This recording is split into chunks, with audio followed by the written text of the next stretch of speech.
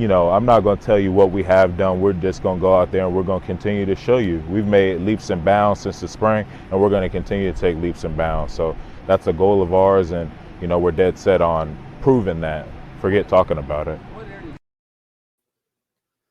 Welcome to the Talkin VAWLS Network. My name is Boogie Bentley, and we are just a little over 24 hours away from the Johnny Majors Classic kicking off inside of Neyland Stadium. I know we have beat this game into the ground, but this is the one. This is the game that sets the tone for the rest of the year. If Josh Heupel gets it done tomorrow, then this team, I think they can really set themselves up for 6-7 win season. And if they lose, then this team's going to be put to the test. Their backs are going to be against the wall. We've talked about Josh Heupel changing the culture. We've talked about the relationships they've built and picking up the pieces after the way last season ended. They dropped this game to Pitt, then they're going to face that adversity for the first time, but find a way to win. Going to be heading into the Florida week 3-0. I'm going to go ahead and overlook Tennessee Tech. Yeah, we're going to do that.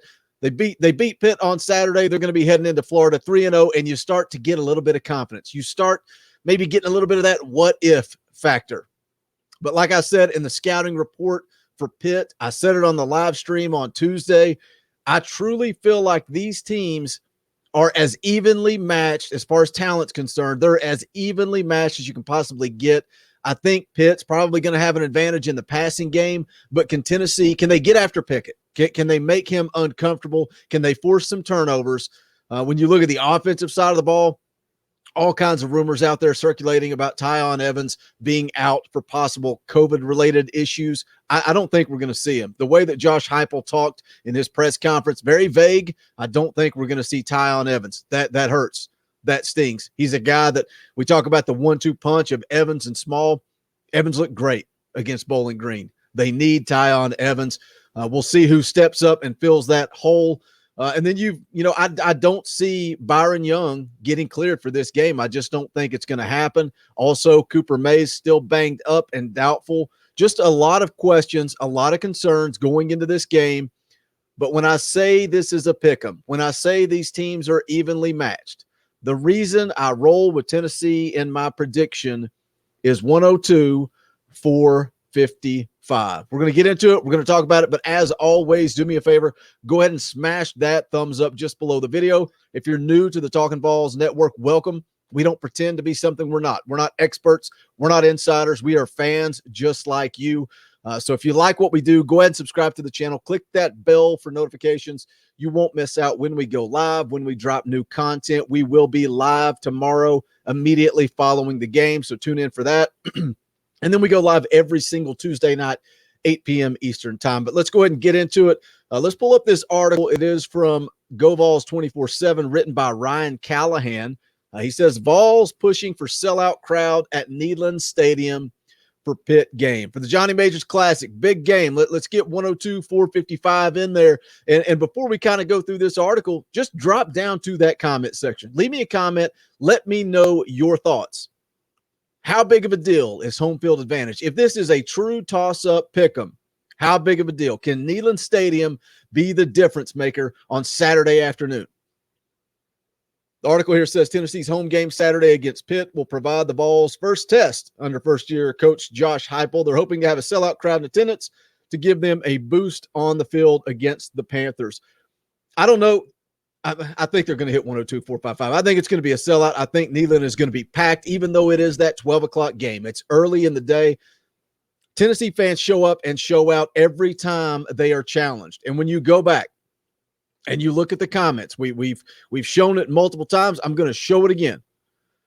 You look at the comments made by Pitt's head coach. Anytime we've had noisy games for our offense, our guys have stepped up and done a nice job. They'll be prepared for it. Should not be an issue. People have said that before about Neyland Stadium. Let's make him regret those words. Let's make Pat Narduzzi have to apologize to his football players in that locker room after they experience the hostile environment of Neyland Stadium. Let's show up. Let's show out. Let's fill that stadium. 102-455. You look back to the Bowling Green attendance. A lot of people were upset they moved that game to Thursday night. They were a little under 85,000 for attendance, a game that Tennessee was picked to win by 30-plus points. one of the worst teams in college football on a Thursday night, a school night. People got to go to work the next day, still filled up 85,000 people. I think we're going to see 102-455. I think people realize just how important this game is tomorrow afternoon. The article goes on to say a number of Tennessee players, coaches, and current commitments made posts on social media Tuesday and Wednesday, encouraging Vol fans to sell out Neyland Stadium for Saturday's game, which is scheduled to start at noon Eastern time and will be televised on ESPN. It's widely viewed as potentially pivotal swing game this season for a Tennessee team looking to bounce back from a 3-7 season last year. Again, we say it over and over and over. You know, somebody asked us during the live stream, why do you guys keep talking about this Pitt game? Why aren't you talking about Florida? This game is so crucial, and especially with the placement on the schedule, being the second game of the year. When you pull up the schedule and you look at it, I mean, you know, they're going to take care of business against Tennessee Tech. And then you've got so many toss-up games throughout. You know, that Missouri game, South Carolina. I think Tennessee takes care of Vanderbilt. After their showing against ETSU, I'll be surprised if Vanderbilt even makes it to November 27th at this point. They're absolutely terrible. But it's the timing on the schedule. It's the first real test. It's that swing game. You got the certain games you can win. You look at the 4 non-conference games. You want to get to 6 wins. That's the goal.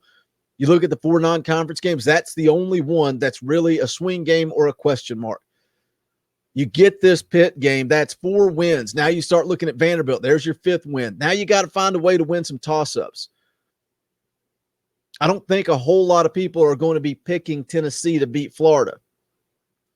Tennessee finds a way to get through Pitt, roll into Florida 3-0. Yeah, that quickly becomes, you put Pitt in the rearview mirror, that Florida game quickly becomes the most important game of the season. But that's how college football works. It's always what's next. Get through, take care of business, and then we'll see what's next. The article goes on to say Tennessee commitments, players, and staff members sent tweets featuring the hashtag Phil Neyland and make it 102-455, a reference to the official capacity of Neyland Stadium. VAWLS senior cornerback Alontae Taylor, defensive back Theo Jackson, and freshman wide receiver Walker, easy for me to say, Walker Merrill, and senior walk-on wide receiver Grant Frecking are among the Tennessee players who made posts on their Twitter accounts Tuesday encouraging fans to fill the stadium. Goes on to talk about Alontae Taylor tweeting out at noon kickoffs. I know it can be hard sometimes, but we need you to wake up and make it happen. Senior offensive analyst Matt Merritt, who works with VAWLS running backs, echoed the sentiment in a Tuesday tweet. So these players, these coaches, the staff is reaching out to us. They are sending out the bat signal for Vol Nation to respond. Taven Jackson, Addison Nichols going to be in attendance. A couple of all commits. What do you guys think about home field advantage? Does it really make a difference? I looked at an article. It's at actionnetwork.com talking about home field advantage and what's it worth for every college football team. And it talked about, you know, there's a difference. There's a difference in home field advantage and what it means. So the many odds makers say 3 points. Home field advantage is worth an average of 3 points. Some say an average of a 2.5 bump across the board. But it's an interesting article, and, you know, it should come as no surprise. We're used to it. Tennessee has been down in the dumps for a long time now. But they look at the top 20 teams across the country. You'd be surprised by some of the names that have a bump in home field advantage. And, yeah, there are a lot of factors that play into it. Buffalo, almost 4.5 point advantage. Some of the other teams listed at the top, Colorado State, Liberty, Memphis, Texas Tech, Temple, UCF. Not a lot of names you would expect, but when you go down and you look at where they put Tennessee, where does Tennessee rank as far as home field advantage? This is more disrespect. More disrespect. Do we deserve it? Maybe.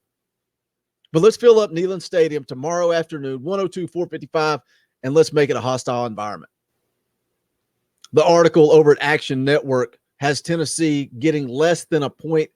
I think the spread on the game now is up to 3.5 that Pitt's favored. Coming into Neyland Stadium, and they're the favorite. But like I said, guys, leave me a comment. Let me know where you stand on this.